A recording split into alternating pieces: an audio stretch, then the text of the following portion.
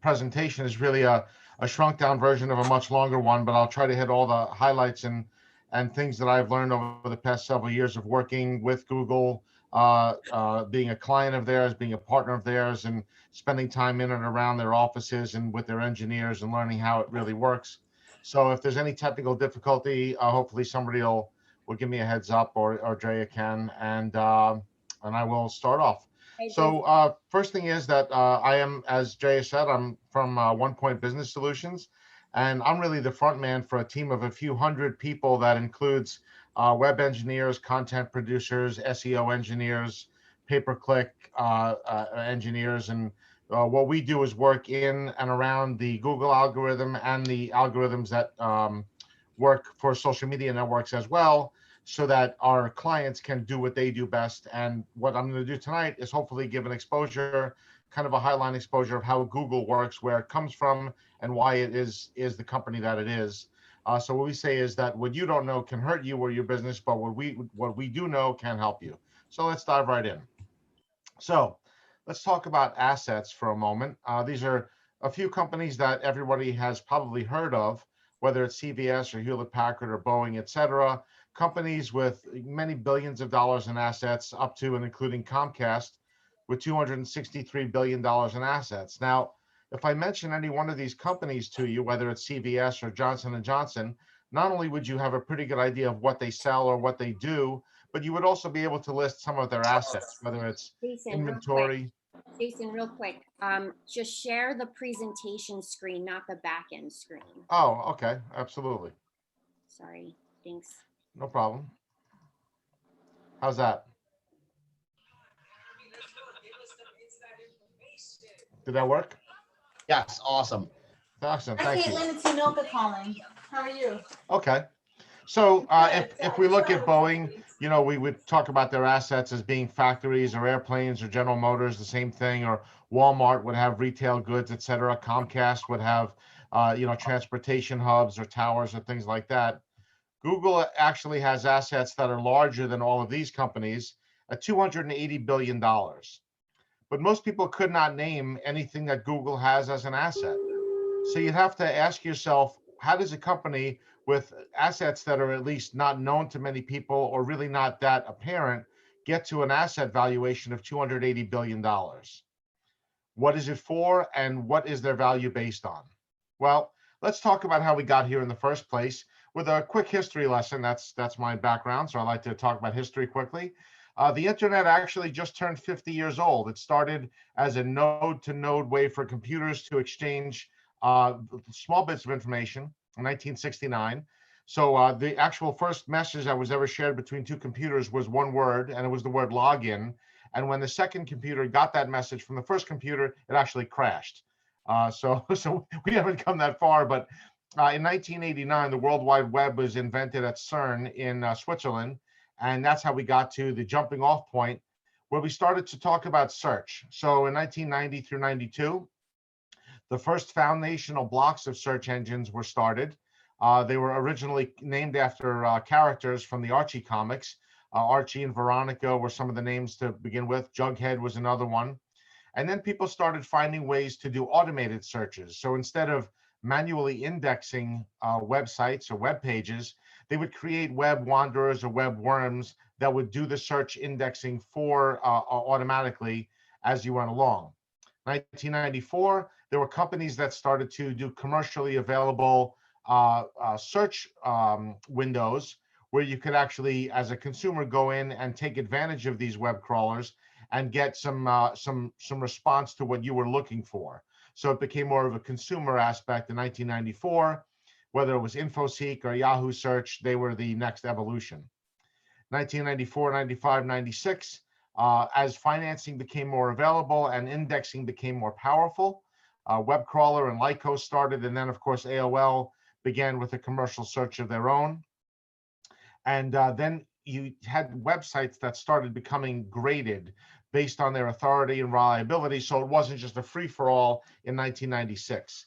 As we get into the late 90s, you started having more commercial availability, and in 1996, Planet Oasis was the first company that really made widely available pay-per-click advertising, which we'll talk about a little later, available to its indexed websites. MSN was started in 1998, and our friends at Google launched their page ranking system at the same time. So up until this point, as you can see, and then we're going to move into the late 90s with all the web, and Google started their new search results page, or SERP, in 2007. But if you're looking at this history, you can see Yahoo and InfoSeek and Lycos and LookSmart and Excite and AOL and MSN. So many companies, you'd have to wonder, how did all of these companies get pushed to the side, and how did Google get to the top, really in what is a monopoly for this industry? Well, you can tell by their page ranking system and their search index page. That's really what we're going to get into here is I'm going to call it their secret sauce. There's different levels of secrecy, but there's a lot of things we can tell just by looking at how it operates. Google indexes about 5.6 billion searches per day, or about 2 trillion searches per year. And their market capitalization on the Dow Jones is about $1 trillion. So now if you're thinking, how does a company get a market cap of $1 trillion by simply putting stuff in order that everybody else has put in order? Let's take a look at how that happens. So Google came to the top of the pack, and here's what we found out. If you want to see why, just look to our friends Steve Jobs and Steve Wozniak from Apple Computer. This is actually their first poster back in the 70s. They decided to tell everybody to think different. And Google decided to take that example and think differently about search. And here's how they did it. They decided that their product was going to be their commodity, just like Band-Aids or Q-tips or anything else. Their product was going to be relevance. So when you go to a search engine, no matter which search engine, and there are some people that don't use Google, they use Bing or other search engines that are available today, we want the most relevant results. So when I'm looking for something, whether it's a pizza or a yacht, I'm looking for the answer that's going to best relate to what I'm looking for. But you have to ask yourself then, how does Google know what I'm looking for? Well, we'll get to that in a minute too. How do you pay Google? I mean, after all, when you search for something, you don't have to send Google 10 cents for every time you search. And I'm probably responsible for about half of those 5.6 billion searches. So how do we pay Google? Well, the answer is you pay Google with data. You pay them with your data, your very personal data, and more personal than you even realize. We'll talk about that soon also. So the search engine revolution started with a very basic search engine design. There was among the most simple aspects of websites that was being indexed are the quality of images, the quality of text, the quality of links, and the bounce rate, which is how many people will leave a website after only seeing or staying on it a short time. So the second wave that came up as a result of additions to financing and the ability to make code that had a lot more AI capabilities, you had to people's personal data was being pulled also. So user data, for example, your personal data, a lot of things about you, whether it's your personal physical habits or your emotional history or what you like to read or what you like to listen to as far as music goes, your purchase history, things that you purchased online, whether it's from websites or other individuals, your search habits and your behavior patterns.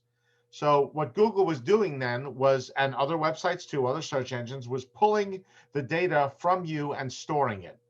And the real advancement, the real think different that Google decided to do in the highest evolution, which we're still going through today, is they decided to not only pull data from you as a user, but to push it back to you.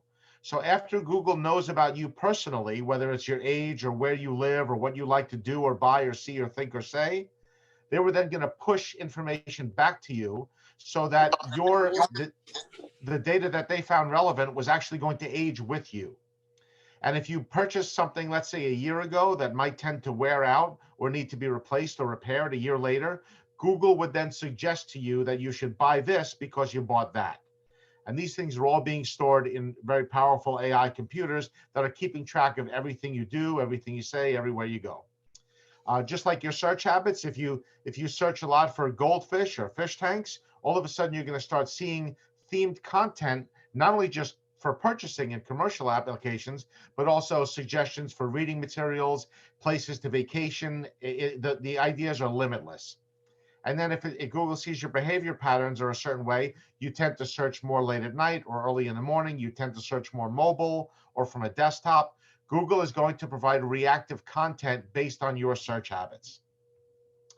Now, if you look at your account dashboard, everyone that's listening to me right now has one of these if you've ever used Google. You may not realize that you have it, but you do. So these are some of the many, many areas that are on your Google dashboard. Everything about your personal accounts and books that you read and contacts that you make and what's in your Google Drive and the analytics of your Google business and your calendar. It's all there on your Google dashboard. And these things are all accessible if you know where to look. Tool number 2 is your timeline. Now, this is where it might get scary for some people. Depending on your settings, Google has been keeping track of everywhere that you are, especially if you're on mobile. So if you go to the Google timeline and you've been using Google's search capabilities that were enabled, you can say, where was I on January 18th, 2008? And Google will be able to tell you where you are. So if you're not scared now, you will be in a minute. Next thing we'll look at is your activity log. Along with where you are and what you're looking at, Google is looking at how often you're on the computer, how many searches you're doing, what you're searching for. And it's also linking all of this to YouTube, which is owned by Google anyway. So they're also linking up your personal habits with your viewing habits, how long you view, what you view, and things like that. So the fourth tool I'm going to mention is the takeout, what's called Google Takeout or exporting, where you can actually take out your account and data. You can pull a copy of it and you can decide what data is included. For example, you can look at the products that you've viewed or your arts and culture references or any blogs that you've read, your calendar, your Google Chrome, Classroom, etc., contacts, your fitness activities, your Google Chat, and on and on and on. And there's nearly 50 different data warehouses that Google operates that are holding your information and your habits, and you can get a copy of them anytime that you like. So let's talk about the search results page. For those of you who are not familiar with the method to the search results page madness, so if you look at your average search page, there's actually a lot going on the search page that you may not realize. And we're going to talk about the 4 main sections of this page right now. So on the left, we have the Google Guaranteed section, which is a relatively new section to Google, and it's Google's equivalent of the Good Housekeeping Seal of Approval. For those people that are old like me and remember the Good Housekeeping Seal, this is Google's way of letting you know that if you deal with these certain service providers, you can be assured that Google's going to stand behind the services or products that you get. So that's the first area at the top. The next area, or 2 areas, are the Google Local Map, which is the most widely used source of people to find people to do business with. It's a map that typically has 3 locations underneath, unless you expand it, and they will give you people or businesses ranked according to certain criteria, which we're going to get to in a few minutes. Underneath the local map, you will typically find the Google Organic section. Now, when people refer to SEO or search engine optimization, a lot of times they're talking about organic listings. So these are listings that cannot be bought necessarily on a dollar-for-dollar basis, but they can be affected, and that's really what people like me and my company do, is affect people's SEO, among other things. So that's at the bottom of the page usually.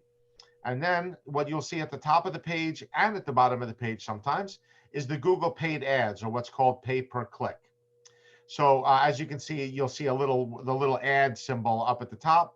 There might be a website, there might be a phone number, there might be both. And if you click on these listings, you will be costing this business a certain amount of money, a couple of pennies or a few dollars.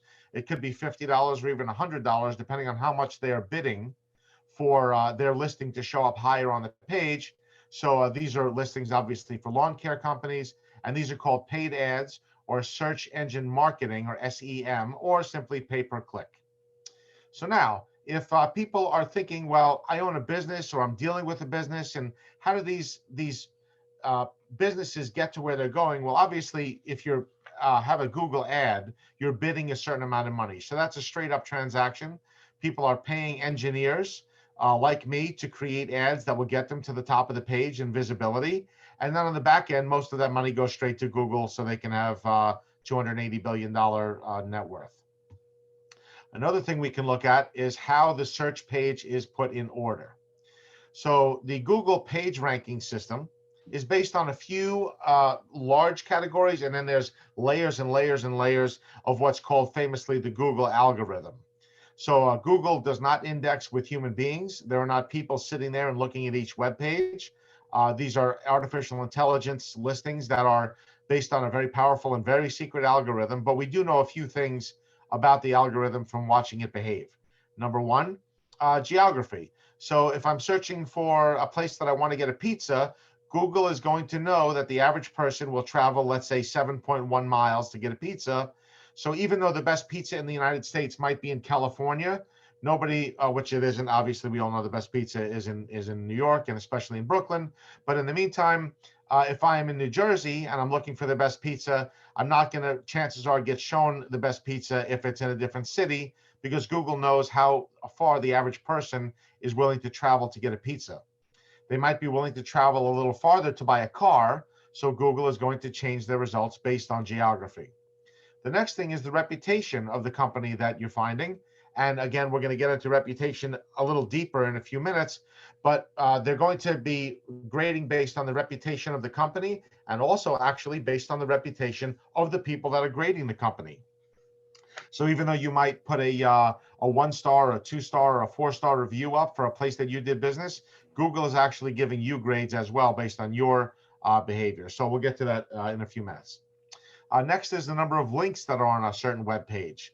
So each link is counted as a vote, and votes count for people that want to move up in the Google rankings. So the Google artificial intelligence is looking at the quality of the links on your page when you're linking from one site to another.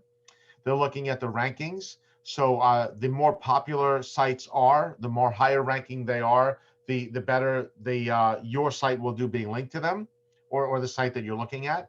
Empty links get penalized, obviously. So kind of like the old "Let's Make a Deal" show. If door number 3 is empty, that's also going to penalize you and your website. And if you have 500 links on your site, just to get more quantity, Google is going to penalize you as well, because Google is into quality more than quantity. And that pretty much applies to everything as far as web pages are concerned. Other factors that affect the scoring are also the age of your website, how strong your domain name is. So for example, if you've ever noticed that if you search for a certain term on Google and you spell it wrong, it's almost as if Google knew what you wanted to spell and they will offer those results to you anyway. That's because a strong name will attract different variations, even if they're spelled wrong. Next thing is keywords, how often keywords will appear on your website. So for example, if I have a store that's selling ice cream and I put the keyword chocolate or vanilla on that website a bunch, it's going to show up higher in searches that are looking for chocolate or vanilla. Of course, there is a time where you can have too many keywords. So if you decide to put the word chocolate 10,000 times on your webpage, again, Google's going to penalize you for that, because they're going for quality and relevance, not necessarily quantity. So they would grade your keywords based on the percentage of overall words that are in your website. So if one word is 25% of the words on your website or the same word, Google's going to smack you down for that. And then the last thing is the link age. So whether it's people linking to your site or away from your site, Google would like to see links that are updated, that are functional, and that are relevant, and that are current. So that's a big thing for Google also. And as it says at the bottom, and on and on and on, and these the algorithm and the artificial intelligence is changing every microsecond as results come in from new searches and searchers. And it's really something that it takes a lot of people to keep up with on an ongoing basis. So next, we're going to talk about the Google My Business panel, which is actually section number 5 of any business that you look at that has a Google My Business panel. Not every business does. Off to the right-hand side in the right-hand margin of the screen, you will see a Google My Business panel, which is really cool. It's almost like Google's attempt at being equal to everybody and being democratic and being fair, because what Google will do is let everyone control their own GMB panel. So for example, you can claim your own listing, you can add your business hours, you can answer questions from people that are visiting you on your Google My Business panel. You can respond to reviews. You can pull helpful quotes and taglines right out of those reviews, and then you can create and rotate Google My Business ads. But again, the most important thing to know about these selections is that they're available to everybody, but they're not used by everybody. And even the people that are using them, there is a way to use them and there's a way to not use them. There's a way that Google will reward you for using them, and then a way Google will penalize you.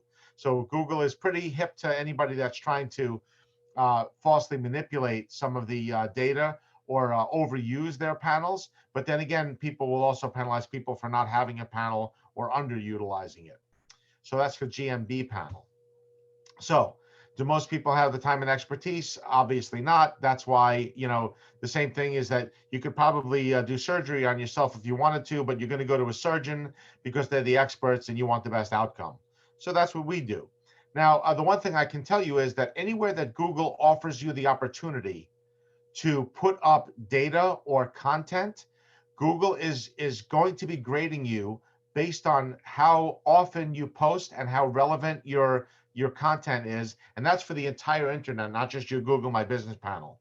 So Google measures these activities, these encounters, as they call them, pulses. So pulses include some of the following.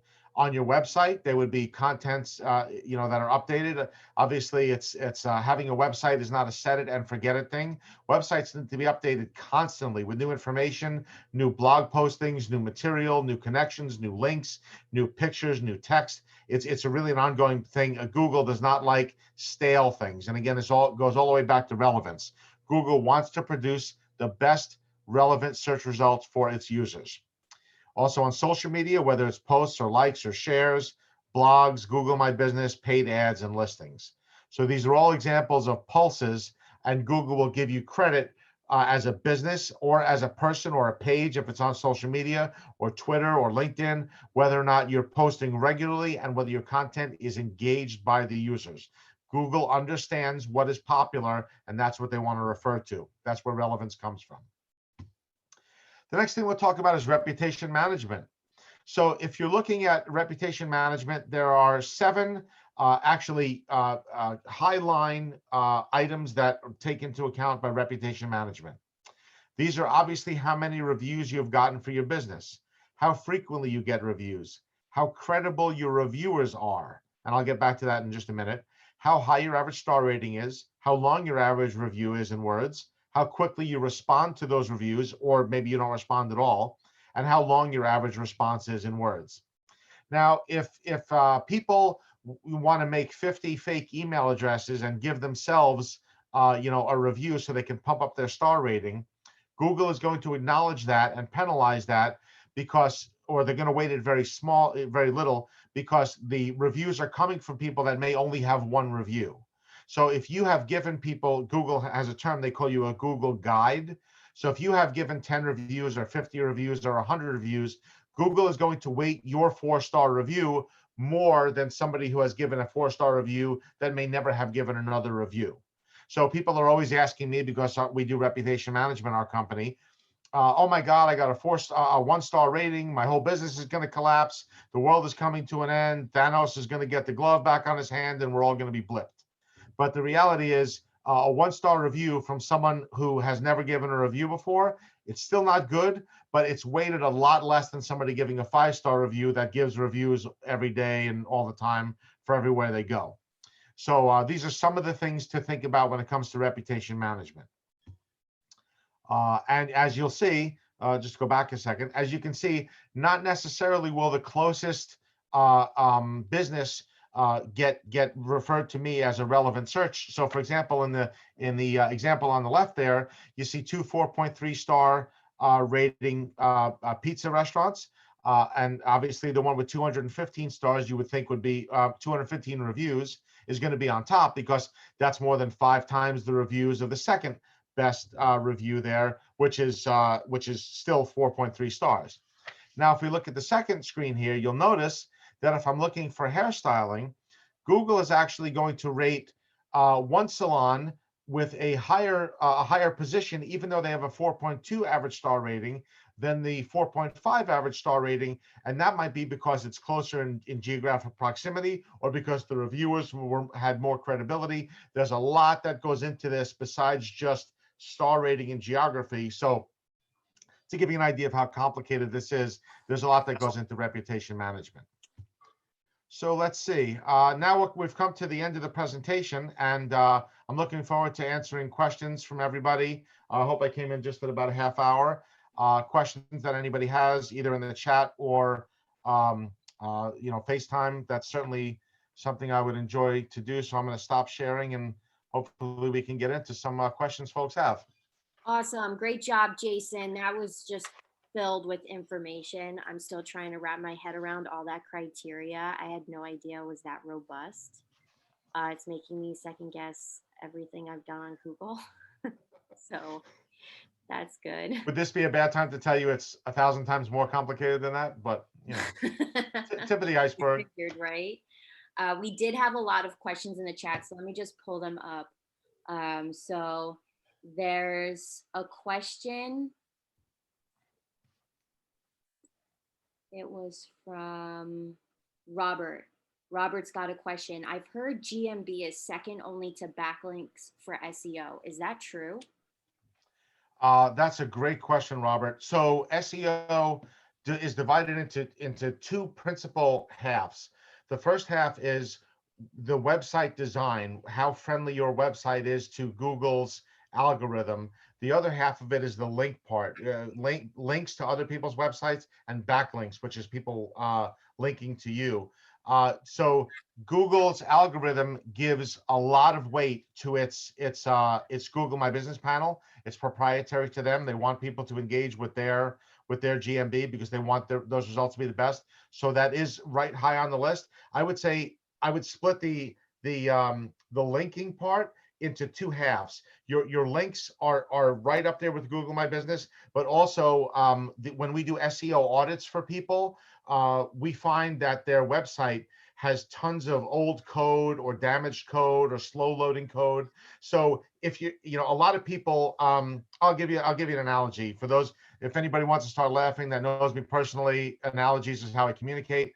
So if you think of SEO working on your website to make your website robust, that's diet and exercise. If you want to be in good shape, just flooding your website with links is like getting liposuction. So you may look the same, but having a website that's designed right is really the eat right and exercise. It's also more expensive. It takes more time. It takes more patience. But I don't want to say links aren't important, but Google understands that you can go out and buy links tomorrow, and it's kind of like, hey, buddy, you want to buy a bridge? Links are important. Don't get me wrong, but you really want to make sure the organic part of your website is taken care of. Thanks. We've got a lot of questions coming in, so I'm just going to fire them off. Yeli's asking, can you talk about the value of local guides? Yeah, so local guides, again, with reputation management, this is the Google's highest evolution of credibility when it comes to local guides. So, for example, if I live in any town USA and I have given 71 reviews to businesses in my area, Google is going to immediately peg, they know where my ISP is, they know where I live, and they know that I do business with a lot of local merchants, and they're going to immediately weight me as, for example, if I am traveling to Jersey City, New Jersey, I could look at TripAdvisor and see what 1,000 people that visited Jersey City, New Jersey see about where the best place for pizza is. But if I know that Andrea lives in Jersey City for her whole life, I'm going to call her first. So that's a really heavy weighting for reputation management. Now you might say, Jason, how do I get that to help my business? Well, the answer is if you engage with local forums, let's say social media groups or platforms that are very heavily involved in your area, you will get a lot of heavily localized reputation traffic, which is again weighted more than somebody just passing through town. That makes sense. And I like that analogy a lot. It helped explain it. So Joyce is asking, what other tips do you have to succeed in Google My Business? So the first thing in Google, in anything dealing with Google, obviously GMB is going to be high on the list. This happens all the time. So I'll give you the analogy again of somebody trying to lose weight. So somebody starts off January 1st and says, I'm going to go to the gym for 4 hours every day for the entire year. We all know how that's going to work out by January 3rd. Okay. What you want to do when it comes to Google My Business is set an expectation for yourself of a frequency and a content level that you can sustain. So if you decide Google does not want to see you put up a post every day for 20 days in a row and then disappear for 4 months. They also don't want to see you put up a post every day that's only 4 words long. You know, people that hire us to do their content for social media, etc., we tell them, look, we can do whatever calendar you want, but it's going to be uniform. We can do whatever content you want, but it's going to be consistent. So when you're looking at your GMB, make sure you've set a reasonable expectation for yourself in your frequency of your posting and in what actually you are posting. So, and by the way, one last thing about that, if you own a dental practice, if you're a dentist, it's okay to put up a post every now and then about recipes for bundt cake. That's really fine. At the holidays, if you want to do that, knock yourself out. But if, as a dentist, Google sees that every third post that you're putting up is about the New York Jets, not that I know why anybody would be posting about the Jets, but they're going to realize that a third of your content is not related to your vertical. So stay in your lane for the most part, but make sure you're on schedule. Consistency is a great tip. Yeah. So Yeli has another question. How is your business management work better and cheaper than buying Google ads? Say that one more time. How is your business management work better and cheaper than buying Google ads? I'm not sure I understand the question. Oh, you mean GMB, like Google My Business? I'm asking like the services that you provide me. Why is that? Oh, okay, got it. Oh, okay. Thanks, Ellie. Sorry. First answer. Let me see how I can put this succinctly. It's cheaper.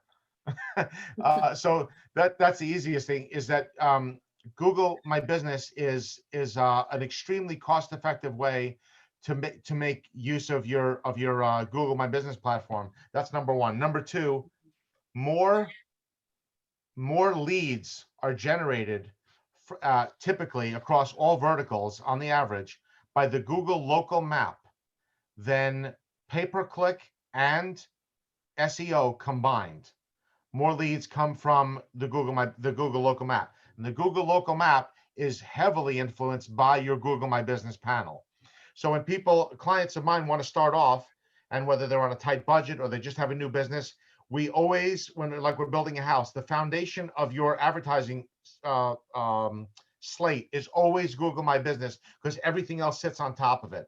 Now, in addition to that, pay-per-click advertising is a guarantee. You're guaranteed clicks in theory, but you're not guaranteed conversions. So you could get 100 clicks on your ad and literally not get a single phone call. And that's based on a lot of the back end stuff, how your ad is written, how your website is written, all the different things going behind the scenes. On the other hand, Google My Business it sits there and it grows and it develops. And the analogy I will use for that is pay-per-click advertising is like jogging down the street. The minute you stop jogging, you're standing still. SEO and Google My Business, when you stop pedaling a bicycle, they will still produce results for you on into the future. Not indefinitely and not infinitely, but SEO and Google My Business are always better budget-wise for long-term, because that's the foundation. Pay-per-click is like the crack cocaine of internet advertising. I mean, it's a quick rush. I'll say high fructose corn syrup. How's that? That's a little better. So that's the difference there. Hopefully that helps. Thank you. We got a lot of questions still rolling in. This one's from Joshua. How often do you update and tweak your Google PPC ads? Best practice. I would say, okay, so don't, okay, I'll start by telling you what not to do. And I have clients that do this. Don't sit there clicking refresh all day long on your Google Analytics page. You'll lose your mind. You'll wind up in a room with padded walls, and it's not going to help your business. Now, I see hands raised, though, so don't do that. So, you know who you are. So if you want to monitor your Google your pay-per-click results on a weekly basis, especially if you have ads that are changing or that are like if you have a restaurant and it's your weekly specials, absolutely, knock yourself out. I don't recommend that any of my clients make any changes to anything with less than a month or really a quarter of good results. But again, it's important to remember this is based on vertical. So let's say you own a car dealership and the model year comes out, in August, September of every year. You're going to want to gauge for that level of time. If I own a restaurant and we have weekly specials, I have no choice. But because if I want to know based on my last 6 weeks of specials what I should use for next week's special, I have to look at a shorter period of time. So all of this stuff goes into the consultative process of pay-per-click. So whatever your vertical is, we would discuss that before the campaign starts or changes. We got another one from Evan. How does following these tips and tricks differ than utilizing a service like Yext? Which avenue brings your business to the forefront better? That's a great question. So Yext, for those people who don't know, Yext is an advanced indexing company, which we work with Yext. And Yext is a listing management company. So there are ways to get your website listed on more. It's actually the first service we provide for every single client is making sure their listings are proper and that they're deep and they're wide. A very easy example, if I look at your website and the first thing I'm going to look at, this might seem a little silly to people, but the first thing I'm looking at on your website is to see if it has a phone number and an address. The first thing Google looks at is if you have a phone number and an address, whether it's some type of contact information. So what Yext is going to do is make sure your information is consistent and synced with as many search services as possible, which will also help in your pay-per-click, in your SEO, in your retargeting and remarketing.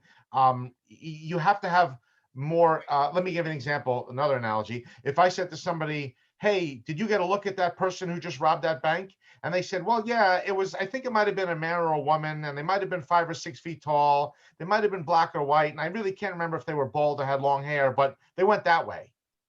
That's not very consistent, and it's not going to help me find the bank robber. But if that's what you should think about in terms of your website. The information on your website should be consistent across the entire internet.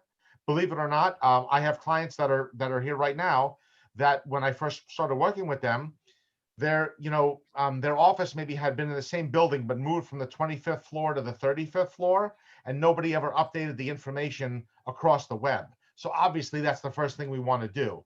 Don't sweat the small stuff. That book that everybody likes. My job is to sweat the small stuff. That's all I do is sweat the small stuff.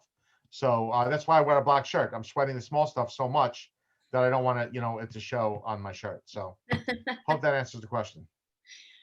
Thanks. We've got another one from Robert.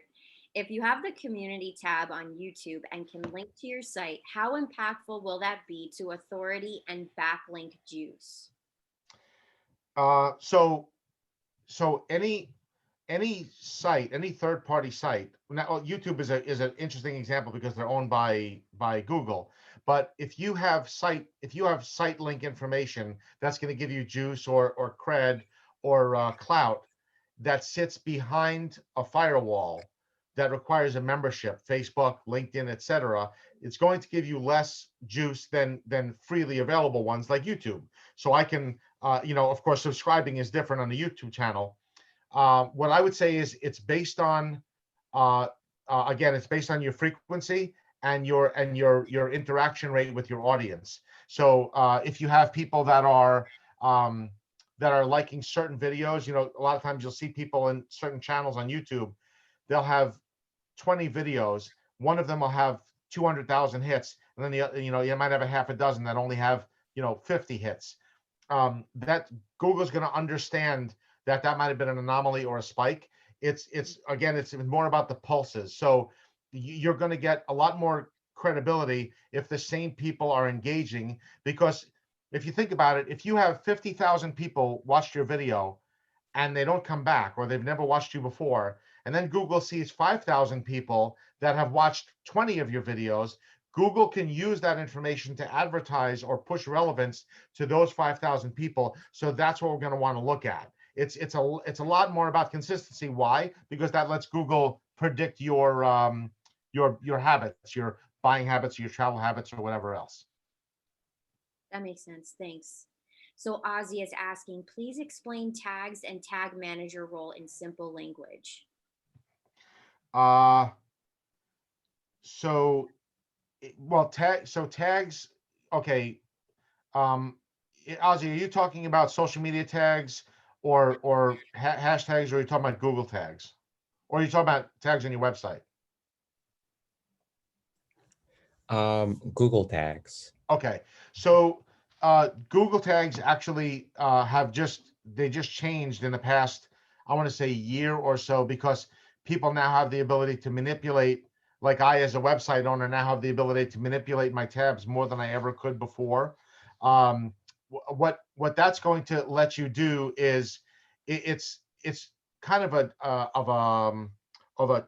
poor man's version of poor person's version, sorry, of linking. So if you want to, it's my way of saying, let me give an example. So if I have a website that sells hair care products, and I can tag other hair care product companies, or I can tag salons, or I can tag people that do photographers, people that do photo shoots. So Google's going to want to see who you're tagging and how relevant they are to what your message is. So again, you can tag a whole bunch of people, but the wider you get, Google's going to say, it's like you're married to Google, and Google's saying, I don't know who you are anymore. So you want to make sure you stay tight to what your vertical is. I hope that makes sense. Yeah, I get that.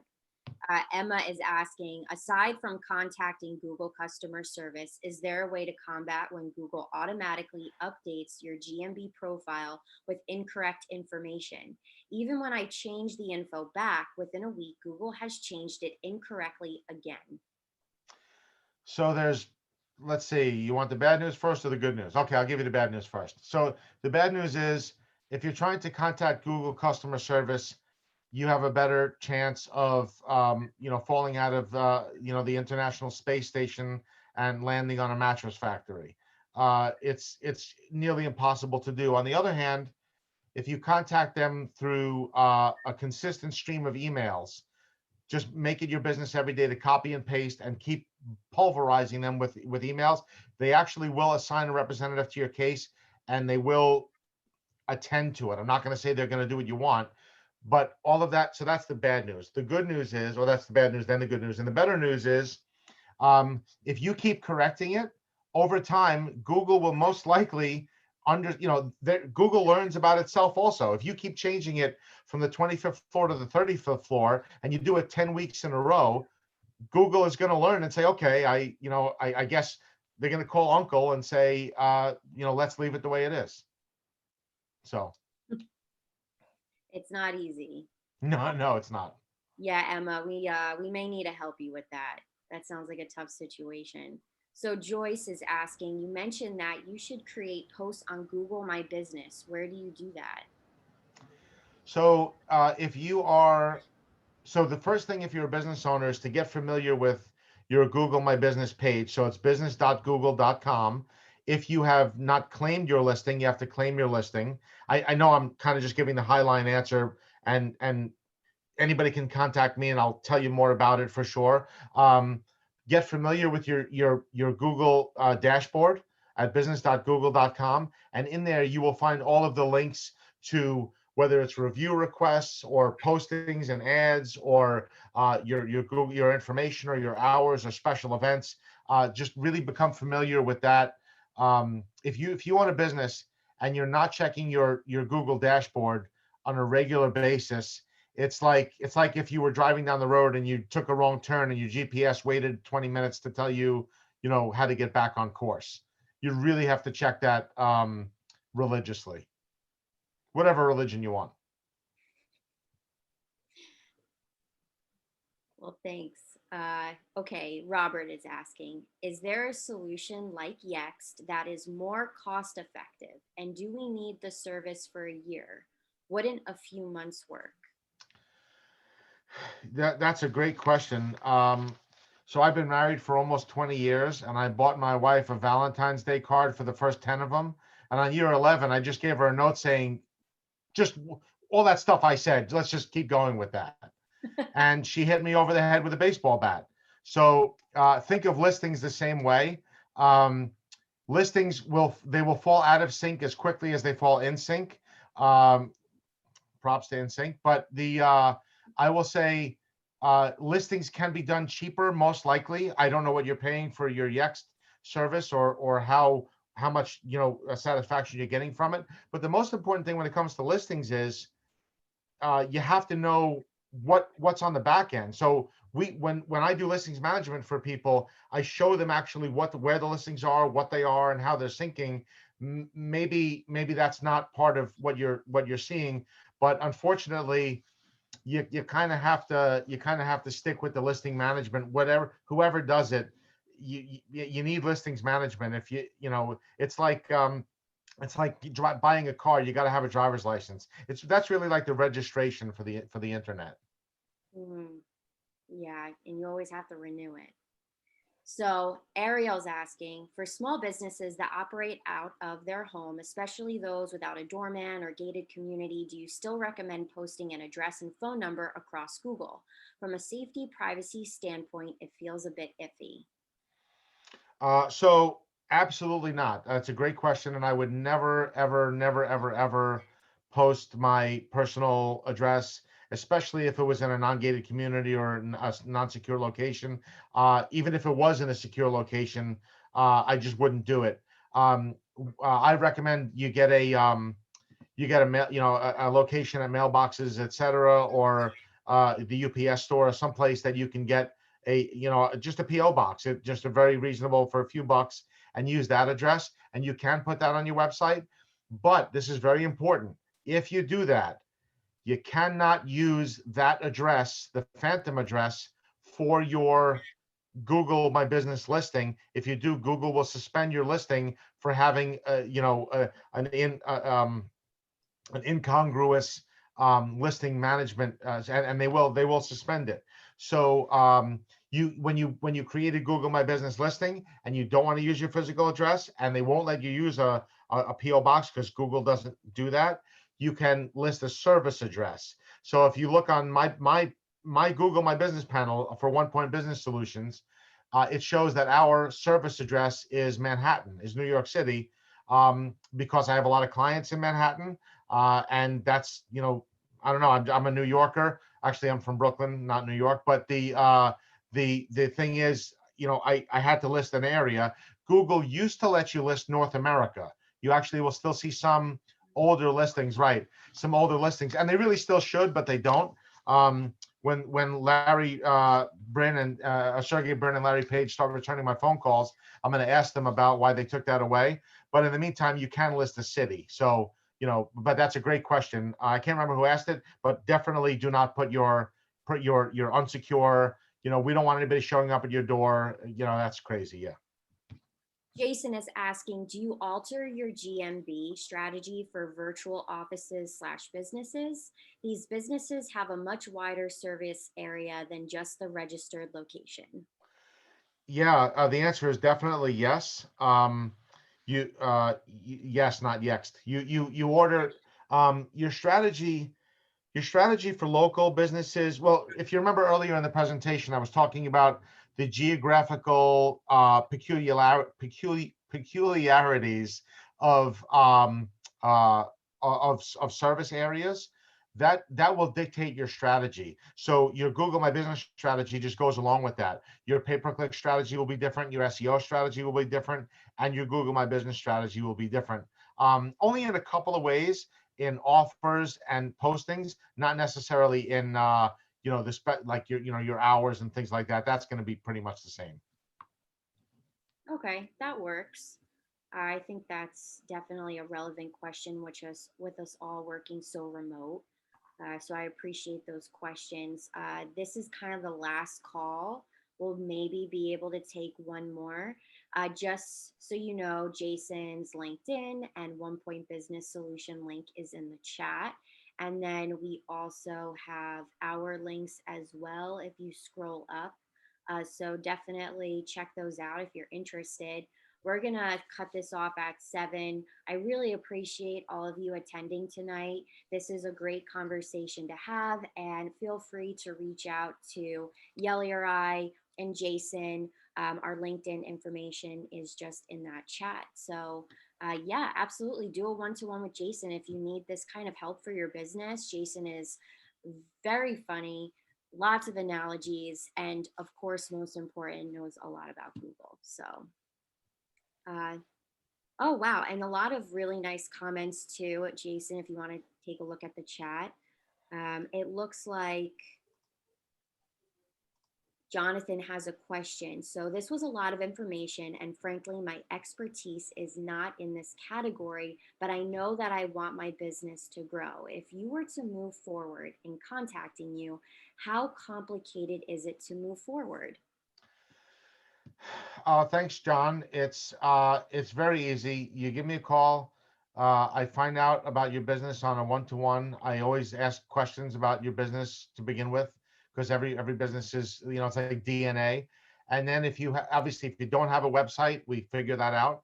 And then if you do have one, we do an analysis of what you look like to Google. So I find out what your goals are first. Then I see where you are on Google, and then we see if we can match those things up.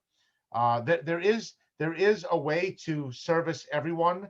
Not every business. I have clients that, for example, that are in Midtown Manhattan. There are firms in Midtown Manhattan that spend $50,000-$60,000 a month on pay-per-click advertising. Obviously, you're not going to compete with that, depending on your business, et cetera, et cetera. But there is a way. There's always a way within everybody's size or budget or goals. We just have to figure it out. And sometimes it takes a while. My brother always says you can't plant corn on Saturday and have popcorn on Sunday morning.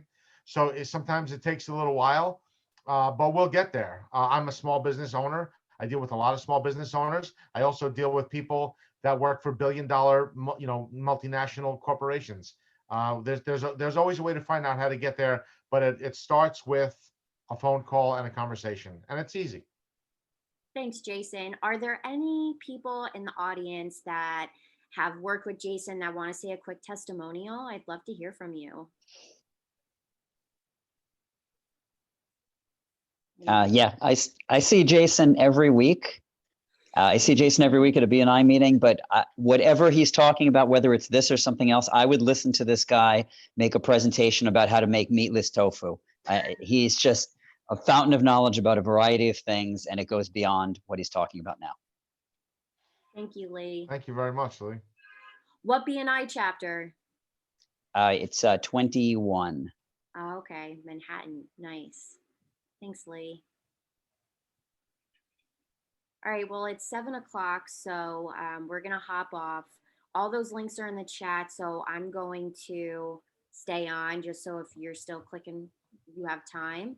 But thank you so much, Jason. You have a ton of compliments in the chat. I think everybody really got a lot out of this, but there's a lot more to say. So book a one-to-one with Jason, reach out, find out more information. Don't let it hang. It's really important.